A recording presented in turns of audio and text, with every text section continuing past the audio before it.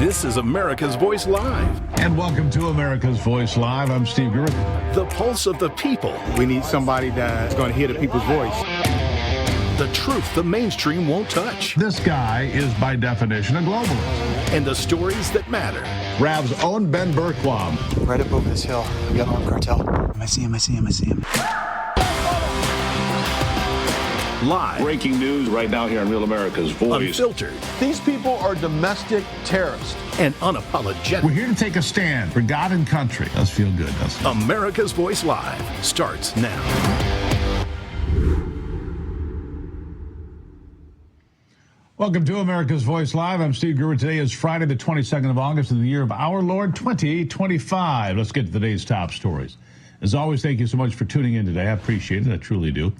Earlier this week, President Trump met with the Ukrainian President Volodymyr Zelensky after meeting with Russian President Vladimir Putin at the end of last week.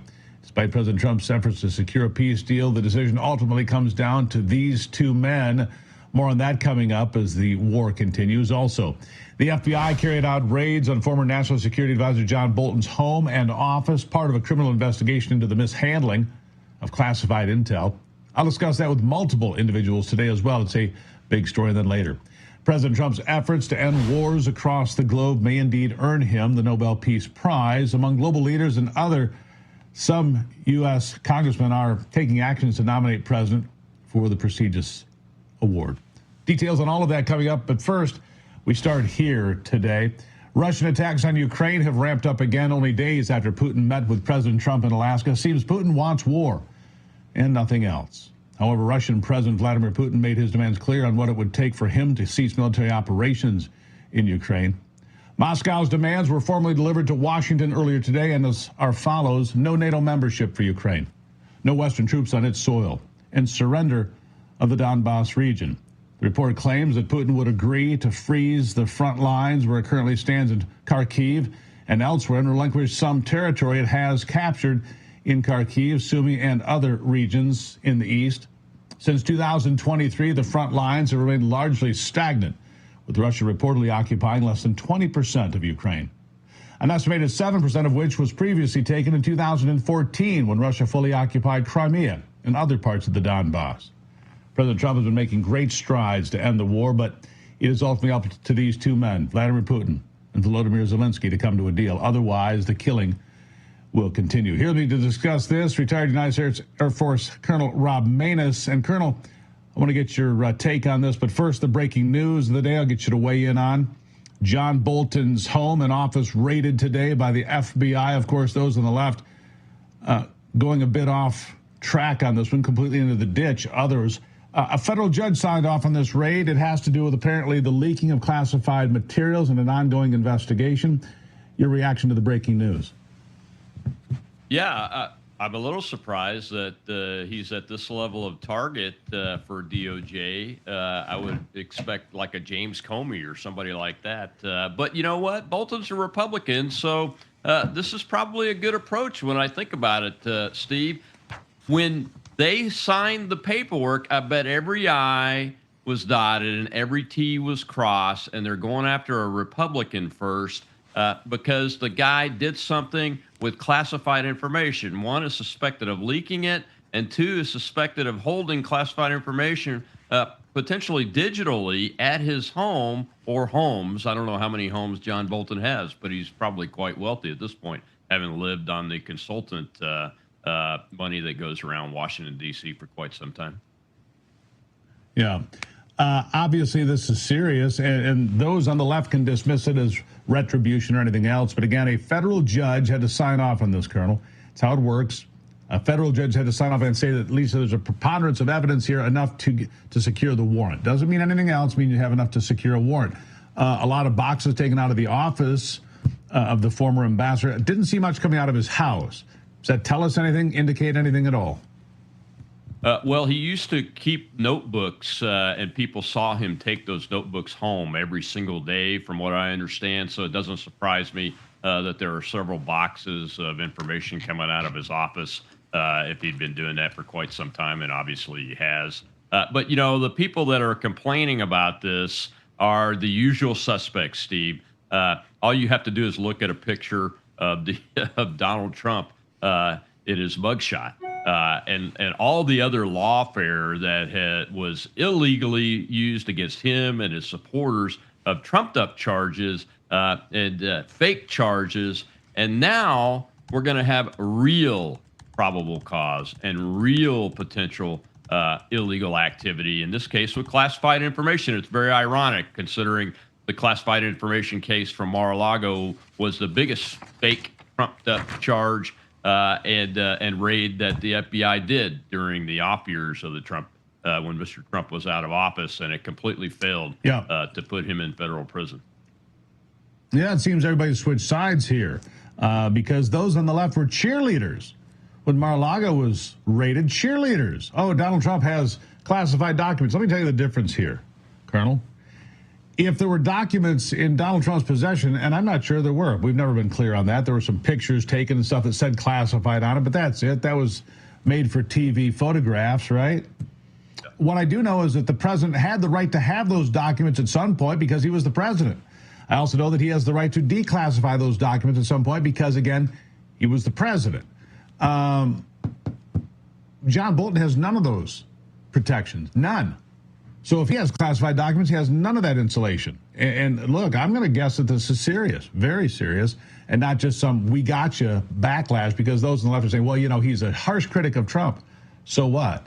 If he's got classified documents, if he leaked those documents knowingly, it's a big problem. I'll give you the last word on that. Oh, it absolutely is a big problem. And just to hammer the point home, the president of the United States is the ultimate declassification authority. He doesn't have to do any paperwork. He just says it, and it's declassified. And that's why Vice President Joe Biden was being illegal, holding top secret documents in his garage in his convertible Corvette there. So John Bolton, he's a serious man. And if he is conducting illegal activity by leaking classified information and illegally storing it at his home when he's not authorized to do so, those are crimes, and it's got to be taken very, very seriously. And it should be taken seriously. What we have sworn is not retribution, but we've sworn to uphold the law equally amongst all Americans, and that's what should have been happening under the Biden administration. And you did mention James Comey earlier. I bet he doesn't sleep very well tonight. Just throwing it out there because he has basically, we already know that he was sliding classified information through a professor friend to the New York Times. We've already got that on the record from the documents that have been declassified and released already. All right, let me shift back to where we started this conversation, Colonel. It does not look to me like Russia or Ukraine are terribly interested in peace at this point, despite the efforts of Donald Trump meeting with Putin in Alaska a week ago today, meeting with the leaders of the 7 big nations of Europe and President Zelensky of Ukraine on Monday of this week. Russia still attacking, Ukraine still attacking, people still dying. I don't see any movement here despite Donald Trump's efforts. Well, a couple of important things to remember, Steve, we've talked about them before, is that Putin is going to continue to try to achieve his military objectives. And we have some really good insight into what they are now. That's to have the entire Donetsk region and Luhansk regions under his operational and tactical control as part of Russia. And that includes that small area that he asked for in the meeting with Donald Trump. And he's willing to freeze the lines in the other oblasts down to the southwest. And that doesn't surprise me. But he also said that he would be okay with security guarantees. But there was never any reporting that he said he would be okay with security guarantees that Western troops would be in Ukraine providing those security guarantees. Remember, I said a couple of times in interviews that it would more likely be more acceptable for a country like India or a combination of India and some other country to come, like Brazil, to be able to come in and provide troops as peacekeeping forces or security guarantees along the line of demarcation that's going to eventually be developed. So none of those surprise me at all. I think Putin's still on track to where he said to Donald Trump that he wanted to be. He wants peace too, but he's not going to accept a ceasefire. He wants a full peace deal, and they've got to come to the table and address his terms. Here's the problem. Security guarantees have been put on the table before. Ukraine gave up all of its nuclear weapons at the end of the Cold War. They were told that their territory would be respected, there would be no problem. What Vladimir Putin wants, clearly, is to absorb Ukraine into the former Soviet Union. He wants to recreate greatness of the Soviet Union. It's not happening. He can't even get through the Donbass. He's only got, what, 3/4 of it, 70% of it? That's why he's trying to get land concessions. He can't even get his Red Army to march through that part of the country. And if he did get the concessions, that would make it all farmland between him and the rest of Ukraine. I think it would be a terrible idea to give that concession. Right or wrong? Well, the problem is that the Russian armed forces and the population of Russia supporting those armed forces with manpower is much greater than Ukraine. True. Barring that nothing changes from a manpower perspective, Ukraine can't keep this up for much longer. And the longer they go, the higher the risk is that Vladimir Putin will completely absorb most, if not all, of Ukraine back into the Russian Federation when it's not necessary to do so, when there's a potential deal on the table. Yeah. All right, last question for you, Colonel. More breaking news. It's been one of those days, but Kilmar Abreu Garcia apparently released from custody altogether within the last hour. He was taken out of this country, a gangbanger, a guy who apparently beat his wife, a lot of other things that he's gone on, an illegal alien that was deported to El Salvador and then brought back and now released back onto the streets. What do you make of this? Yeah, completely unacceptable. It should be rolled up by ICE and deported again to a third-party country. Well, there you have it. All right. I don't think many people are going to disagree with that. I'm not sure many people want a gang member from a foreign country who beats his wife as their neighbor, but, you know, maybe I'm old-fashioned. Colonel, greatly appreciate your help on a Friday. Thank you, sir. Thanks, Steve. Have a great one. You too. Now, is the continued divide between Trump and the Federal Reserve putting us behind the curve again? Can the Fed take the right action at the right time? Or are we going to be looking at a potential economic slowdown? And what does that mean for your wallet?